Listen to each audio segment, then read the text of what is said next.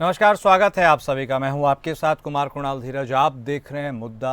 आज मुद्दा में बातचीत करेंगे पाकिस्तान ऑक्युपाइड कश्मीर की, उसकी वापसी की और उससे जुड़ी रणनीति की। पहलगाम अटैक और बदले के लिए चलाए गए ऑपरेशन सिंदूर के बाद से पाकिस्तान ऑक्युपाइड कश्मीर का शोर फिर से सुनाई देने लगा है। उस कसक की याद दिलाई जाने लगी है जो कश्मीर के एक हिस्से पर पाकिस्तान के कब्जे के बाद से हर हिंदुस्तानी के दिल में है। लेकिन रक्षा मंत्री राजनाथ सिंह ने जो कहा, उसके मुताबिक पीओके में खुद भारत में शामिल होने की आवाज़ उठेगी। पीओके खुद कहेगा कि वो हिंदुस्तान का अटूट हिस्सा है और उसमें शामिल होकर रहेगा। तो क्या इस बयान के बाद यह मान लेना चाहिए कि पीओके युद्ध से नहीं बल्कि बातचीत के जरिए देश को वापस मिलेगा? ये बातें क्या देश की बदली हुई नीति की तरफ इशारा करती हैं? क्योंकि पीओके को वापस लाने के तो सिर्फ दो ही रास्ते हैं। पहला रास्ता है बातचीत के जरिए और दूसरा रास्ता है युद्ध का। मोदी और रक्षा मंत्री के बयान से साफ है कि पाकिस्तान को पीओके पर बात करने के लिए मजबूर होना होगा और पीओके पर दावा छोड़कर उसे भारत को सौंपना होगा। लेकिन क्या ये इतना आसान है? वहीं मध्य प्रदेश के सतना में जब थल सेना के प्रमुख उपेंद्र द्विवेदी अपनी पत्नी के साथ चित्रकूट में जगत गुरु रामभद्राचार्य से मिलने पहुंचे तो दीक्षा देने के बाद जगत गुरु ने गुरु दक्षिणा में थल सेना प्रमुख से पाकिस्तान ऑक्युपाइड कश्मीर मांग लिया।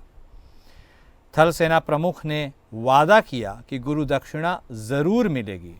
तो क्या पीओके के लिए युद्ध होगा? आखिर पीओके वापस लेने के लिए क्या रणनीति होगी? आज हम इसी बात पर चर्चा करेंगे।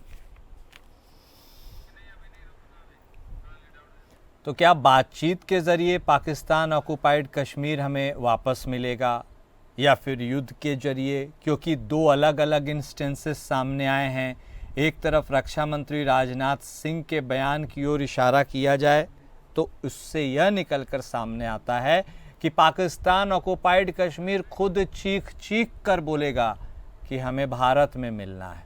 दूसरी तरफ मध्य प्रदेश में इंटरेस्टिंग मुलाकात हुई। उस मुलाकात में सेना प्रमुख उपेंद्र द्विवेदी से रामभद्राचार्य जगत गुरु रामभद्राचार्य साहब ने गुरु दक्षिणा में पॉक मांग लिया, यानी पाकिस्तान ऑक्युपाइड कश्मीर। उन्होंने भी कहा कि गुरु दक्षिणा ज़रूर मिलेगी। तो मिलेगी तो किस तरीके से मिलेगी? आज हम इस सवाल का जवाब ढूंढने की कोशिश करेंगे। हमारे साथ हमारे दो खास मेहमान जुड़ चुके हैं। चर्चा की हम शुरुआत करते हैं।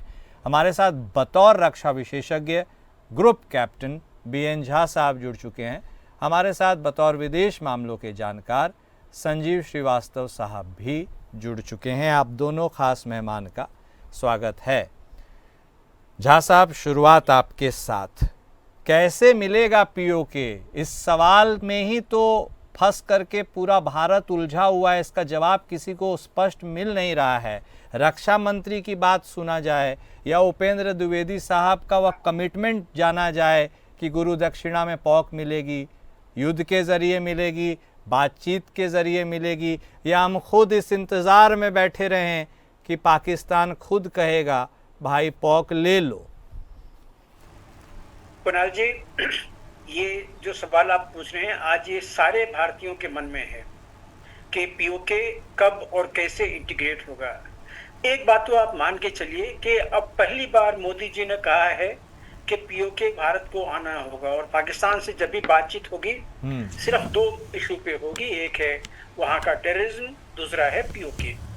तो हम लोग एक चीज मान के चलते हैं बाय एंड लार्ज कि अगर मोदी जी ने कहा है तो जरूर होगा। मोदी जी ने अभी ये नहीं कहा कि हम पीओके को लेके आ रहे हैं। उन्होंने सिर्फ इतना हिंट दिया हुआ कि पाकिस्तान से अब इसके ऊपर में बातचीत होनी शुरू होगी। देखिए, एक बहुत हिस्टोरिक गलती भारत ने बहुत पहले की थी, जबकि नेहरू जी ने भारतीय सेना को आगे बढ़ते हुए भारतीय सेना को 1948 में रोक लिया था। और उन्होंने यूनिलैटरल सीज फायर डिक्लेयर कर दी थी। और उसके बाद से तत्कालीन जो सरकार थी वो लगभग इनडिफरेंट थी, क्योंकि उसके बाद फिर पाकिस्तान ने साक्षीग्राम वैली दे दिया, चाइना को सीड किया। यहाँ पे पीओके का पूरा एरिया उसने अपने में मिलानी चाहिए और उसके ऊपर में दमन करता जा रहा था। तो हम इन सारे चीजों से इनडिफरेंट थे। हाँ, आपने जरूर एक काम किया कि 1994 में आके एक पार्लियामेंट में रेजोल्यूशन पास कर लिया कि पीओके हमारा अभिन्न अंग है, लेकिन सिर्फ रेजोल्यूशन पास करने से नहीं होता है। अगर मान लीजिए आप उसी समय में एक और रेजोल्यूशन पास करते कि तिब्बत जो है वो हमारा भाग है, तो क्या वो आपका भाग हो जाता? नहीं। ये इसके लिए आपको एफर्ट करनी पड़ेगी। तो आज के दिन में 3 जो एफर्ट है वो पॉसिबल हैं। एक तो वार्ता शुरू हो, और वो वार्ता जैसे मोदी जी ने कहा था कि पीओके के ऊपर भी बात होगी, तो पीओके के ऊपर में बातचीत शुरू कीजिए, लेकिन पाकिस्तान इसको आसानी से अपने विलिंगली तो नहीं देगा, ये आप मान के चलिए। और अगर वहां पे सिर्फ पाकिस्तान ही होता है तो तब भी थोड़ा सा आसान होता है। उसने अपना पीओके का एक भाग जो है वो साक्षागाम वो चाइना को दे दिया हुआ है। तो इसीलिए आज के दिन में उसमें 3 पार्टी इन्वॉल्व है। तो बातचीत जरूर शुरू हो, बातचीत शुरू कीजिए।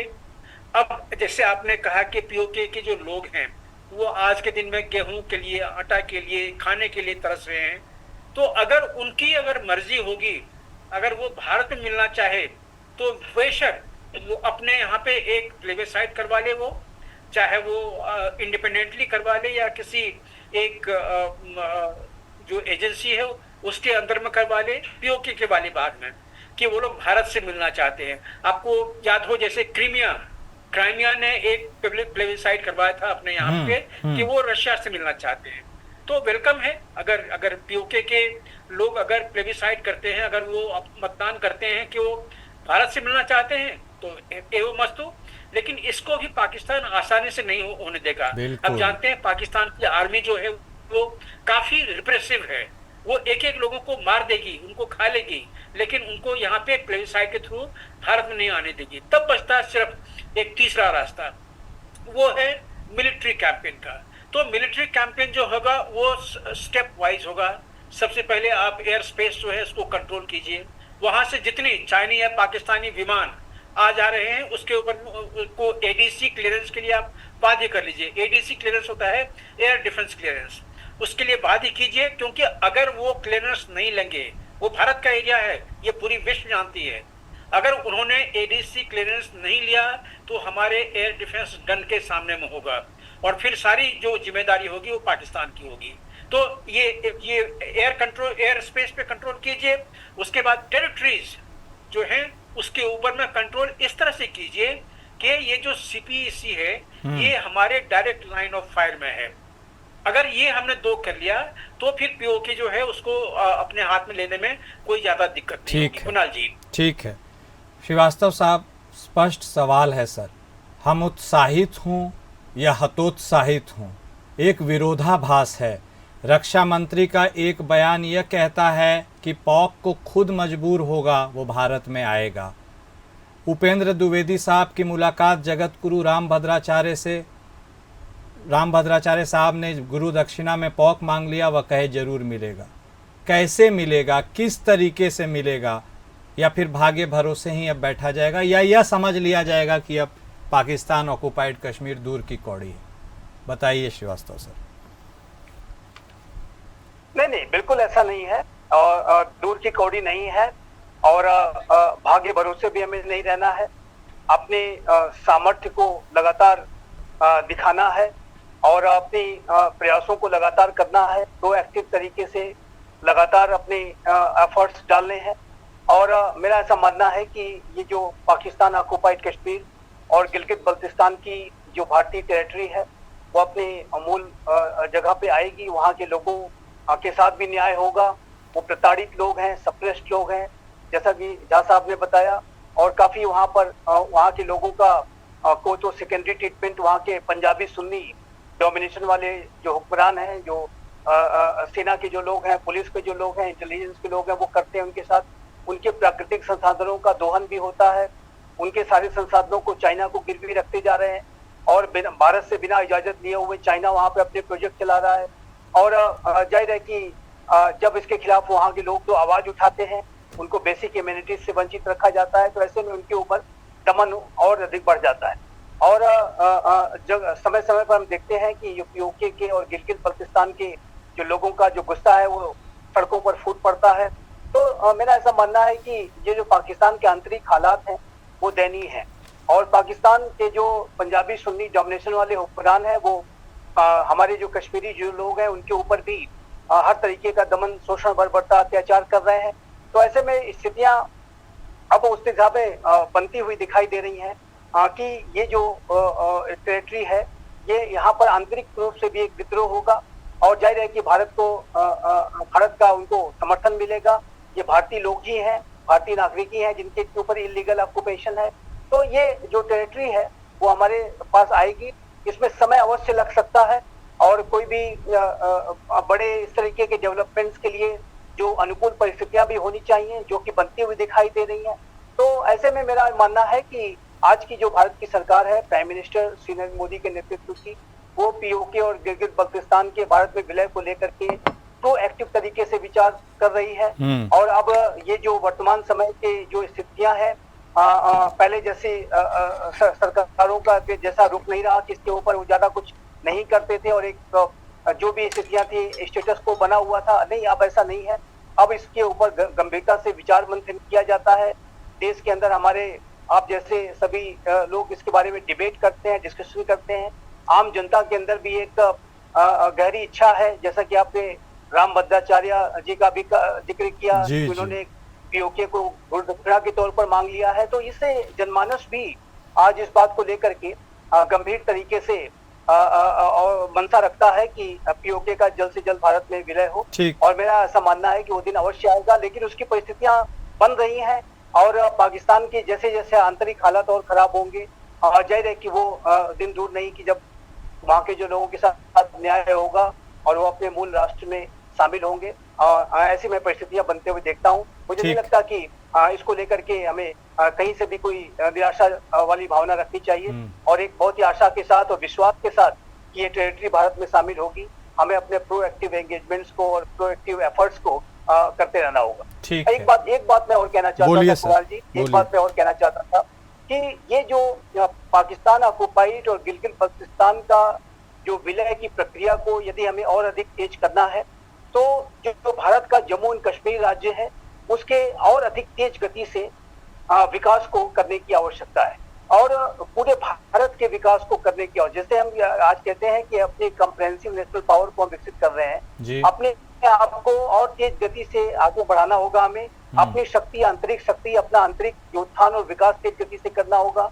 जम्मू एंड कश्मीर के लोगों का जो हमारे लोग हैं जो हमारी टेरिटरी में है उसका तेज गति से विकास करना होगा। और जैसे जैसे ये जम्मू एंड कश्मीर और पूरा भारत और तेज गति से विकसित होगा, मेरा ऐसा मानना है कि ये भी इस बात को पुश करेगा कि वो जो पाकिस्तान ऑक्युपाइड कश्मीर है वो जल्द से जल्द हमारे में शामिल हो और ये प्रक्रिया इस तरह से भी तेज की जा सकती है। ठीक कह रहे हैं सर आप, और हर भारतवासी को तो विश्वास यही है कि जो हमारा था वो हमें फिर से वापस मिलेगा। झा साहब, रुख आपका करते हैं, जिस ओर इशारा श्रीवास्तव साहब भी कह रहे थे ब्रेक में जाने से पहले, गृह युद्ध इसका उन्होंने जिक्र किया है। तो क्या अब पाकिस्तान के अंतर्कलह, उसके अंदर गृह युद्ध के लिए हमें इंतज़ार करना पड़ेगा? प्रैक्टिकली हम ऐसे सोचे।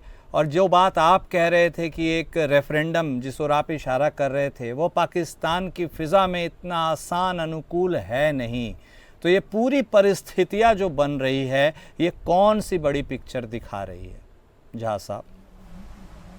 जी कुणाल जी, देखिए जो गृह युद्ध की स्थिति है, गृह युद्ध की स्थिति काफी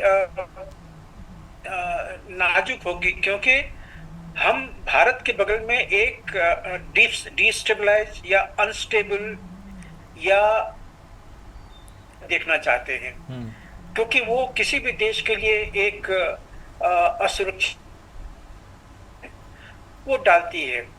मैं पाकिस्तान जैसे भी हो वो स्टेबल रहे। अब जैसे आज के दिन में अब बलूचिस्तान पाकिस्तान के अंदर में नहीं है, वो अगर पाकिस्तान चाहे भी तो उसके अंदर में नहीं आएगा, तो ये हम मान के चलते हैं कि बलूचिस्तान पाकिस्तान से अलग जाएगा। दूसरा, खैबर पख्तूनख्वा जो है वो भी पाकिस्तान से अलग हो जाएगा, ये ऐसा बहुतों का सोचना है, इंक्लूडिंग मी। तो अगर ये दोनों चले गए तो बच गया सिंध और पंजाब, मोस्टली ये बच गया उसके पास में। सिंध और पंजाब को मिला के वो एक पाकिस्तान बना सकते हैं, चाहते हैं तो बना के रहे।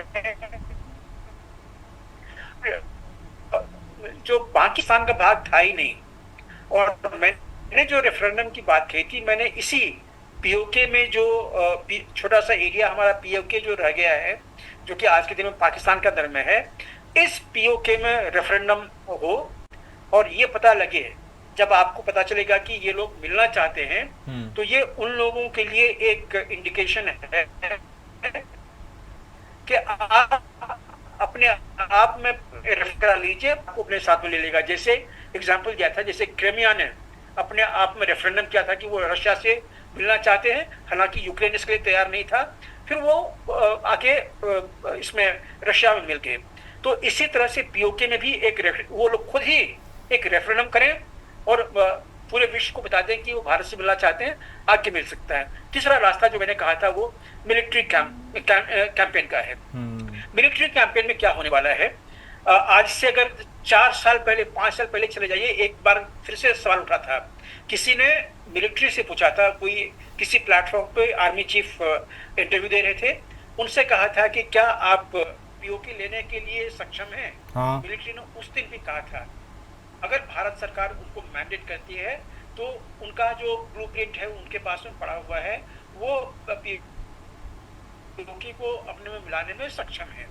लेकिन मोदी जी की अगर बात सराय सुने कि आज मुल्क का समय नहीं है, आज युद्ध का समय नहीं है, युद्ध नहीं करना चाहेंगे हम भी, लेकिन पाकिस्तान को ये चीज बात ही करना पड़ेगा कि वो ये हमारा एरिया था, ये पीओके का पूरा जो एरिया है ये कश्मीर का एरिया था, लद्दाख का एरिया है, ये हमें आके मिलना ही चाहिए।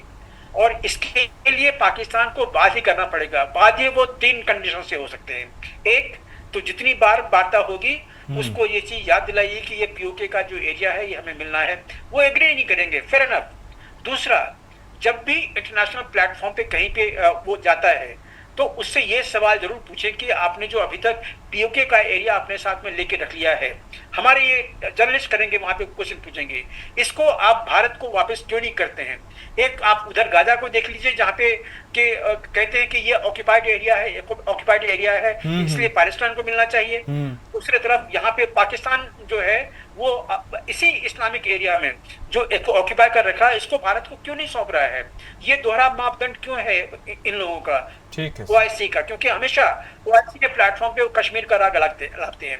तो आज के दिन में ओआईसी को ये चीज देखना पड़ेगा कि क्या ऑक्यूपाइड एरिया ओरिजिनल जो नेटिव है उनको जाना चाहिए, नहीं जाना चाहिए। अगर जाना चाहिए तो गाजा पैलेस्टाइन को जाना चाहिए और पीओके भारत को आना चाहिए। तीसरी चीज जो सबसे इम्पोर्टेंट है कि मिलिट्रीली इनको हमेशा एक वो पहले कहते थे ना, पाकिस्तान का नारा था कि 1000 कट्स। अब भारत पाकिस्तान को 1000 कट्स से ब्लीड कराने की शुरू करे, क्योंकि उसके जितने भी लोग वहां पे पीओके में हैं, वहां पे लड़ाई चल रहा है, वहां झगड़ा है, वहां अशांत है, पाकिस्तानी सैनिकों को घसीट के मारा गया है। तो अब वहीं के लोगों द्वारा पाकिस्तान को ब्लीड करवाई है। तो ये 3 तरीके हैं जिसमें कि पाकिस्तान बाध्य होगा आने वाले दिनों में। तरीके तो आपने ठीक ही बताए हैं सर, लेकिन अब कौन सा तरीका चुना जाए यह भी सोचने वाली बात है। श्रीवास्तव साहब देखिए, थोड़ी देर पहले झा साहब जिक्र कर रहे थे कि अब जो पाकिस्तान ऑक्युपाइड कश्मीर है सर, सिर्फ उसमें 2 पार्टियों का इंटरेस्ट बहुत हद तक नहीं बचा, उसमें एक थर्ड पार्टी भी है, चाइना, जो अब फिलहाल मौजूदा दौर में पाकिस्तान के तरफ ज़्यादा इंक्लाइंड दिख रहा है या है।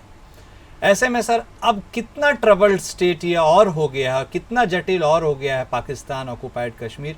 और इसी से सर एक चीज़ पूछना ही चाहूँगा मैं कि एक गोल्डन अपॉर्चुनिटी था हमारे पास इस बार, क्या हमने उसे मिस कर दिया? पहली चीज तो जहां तक चाइना का प्रश्न है, जरूर चाइना का इंटरवेंशन हमारे पाकिस्तान ऑक्युपाइड कश्मीर और गिलगित बल्तिस्तान में है। रादर चाइना की जो दखल है पूरे पाकिस्तान में है। चाइना पाकिस्तान को अपनी जद में ले चुका है। बड़ी मात्रा में उसने पाकिस्तान को कर्ज दिया है सीपीईसी के तहत, और वो जो कर्ज का पैसा जाहिर है कि पाकिस्तान जब चुका नहीं पाएगा तो वो उसकी टेरिटरी भी क्लेम करेगा। और ऐसा उसने पहले भी कहा है कि हमें आने वाले समय में चाइना को वेस्टर्न फ्रंट पर भी डील करना होगा और उसके लिए हमें अपने आप को तैयार करना होगा। लेकिन चाइना के बारे में एक बात और भी स्पष्ट है कि ये राष्ट्र बेहद सेल्फ सेंट्रिक है, बहुत स्वार्थपरक राष्ट्र है। और जब चाइना के जो अपने हित से प्रभावित होंगे तो ऐसे में वो मैदान छोड़ने से भी पीछे नहीं हटेगा। हमने ये देखा है कि चाइना के जो पीस कीपिंग जो फोर्सेस जब अफ्रीका में ऑपरेट करती हैं और वहां पर जब चैलेंजिंग स्थितियां आती हैं तो वो अनेक पोस्ट छोड़ करके भाग जाते हैं। अनेक तरीके की चैलेंजिंग सिचुएशन में वो विड्रॉ कर लेते हैं। भारत ने भी उन्हें, चाहे वो डोकलाम हो चाहे वो गलवान हो, वहां पर उन्हें पीछे हटने पर मजबूर किया है। तो ऐसे में जो चाइना का जो इंटरवेंशन पाकिस्तान ऑक्युपाइड कश्मीर और गिलगित बल्तिस्तान में है उसे भी हम मजबूर कर सकते हैं चाइना को वहां से विड्रॉ करने का। तब ऐसा होगा कि जैसा कि मैं पहले कह रहा था कि जब हम अपनी शक्ति को और अधिक बढ़ाएंगे, अपने कम्प्रहेंसिव नेशनल पावर को और अधिक बढ़ाएंगे। चाइना, जाहिर है कि अभी आज मैं एक छोटा सा एग्जांपल देता हूं। चाइना देखिए अभी वो अमेरिका के साथ एक ट्रेड वॉर में उलझा हुआ है। चाइना की इकोनॉमी अच्छा परफॉर्म नहीं कर रही है। चाइना से सप्लाई चेन्स विड्रॉ कर रही है। चाइना की जो इकोनॉमी कभी डबल डिजिट की ग्रोथ किया करती थी, दशकों तक उसने कंटिन्यूअस डबल डिजिट की ग्रोथ हासिल की, लेकिन आज वो 3% 4% पे रह गए हैं। तो चाइना की जो आंतरिक मजबूरियां अगर इसी तरीके से गहरी होती हैं तो चाइना एक ऐसा राष्ट्र है कि जो कि अनेक जहां कहीं भी वो क्लेम वगैरह करता है उससे वो पीछे भी हट सकता है। और ऐसे में मेरा ऐसा मानना है कि यदि हम जम्मू एंड कश्मीर राज्य का तेज गति से विकास करें, विकसित भारत को बनाने के तेज गति से प्रयास करें, और जो कि हमारी सरकार आज कर रही है, मनता और विजन बहुत ही लाउड एंड क्लियर है, तो ऐसे में भारत जैसे जैसे अधिक सशक्त और मजबूत होगा वैसे वैसे हमारा जो दावा है जो पीओके और गिलगित बल्तिस्तान पे और उसका जो भारत में विलय की जो प्रक्रिया है वो और अधिक तेज हो। चाइना भी उसमें ऐसी स्थितियों में मजबूर हो जाएगा कि वो उसको उस विलय को रोक नहीं पाएगा। लेकिन उसके लिए जो कंडीशन है बहुत ही स्पष्ट है।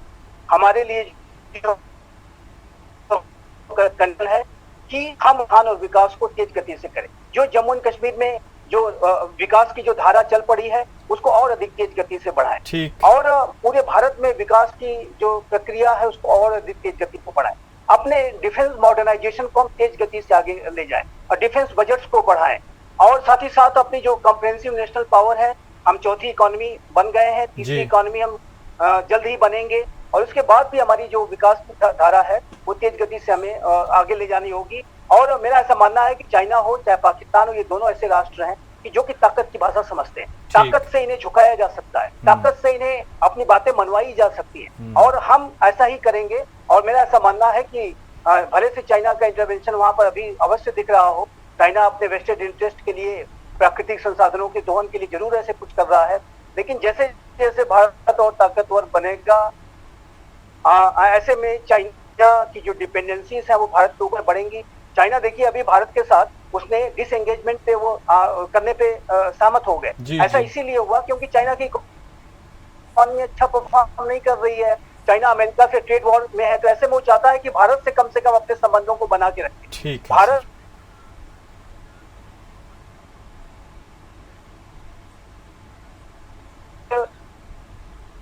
ठीक है सर, बहुत धन्यवाद आप दोनों ख़ास मेहमान का हमारे साथ जुड़ने के लिए और इस चर्चा में शामिल होने के लिए। तो देखिए अब दो चीज़ों का इंतज़ार करना होगा, एक मुफीद वक्त का और अपनी ताकत में और इजाफ़ा करने का, और उसके बाद फिर एक बार वह रास्ता प्रशस्त होगा, हो सकता है ज़रूर होगा, जब पाकिस्तान ऑक्युपाइड कश्मीर जो इस वक्त पाकिस्तान के कब्ज़े में है वह हमारा होगा। मुद्दा में आज बस इतना ही। नमस्कार।